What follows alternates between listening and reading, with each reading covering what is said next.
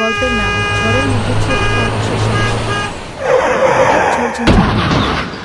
কালো মেঘে ঢেকে আছে আকাশ, বজ্রপাতের শব্দে কাঁপছে পৃথিবী।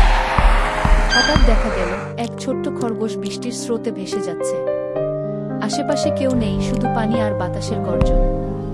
ছোট্ট খরগোশটি ভয় পেলেও থেমে যায়নি।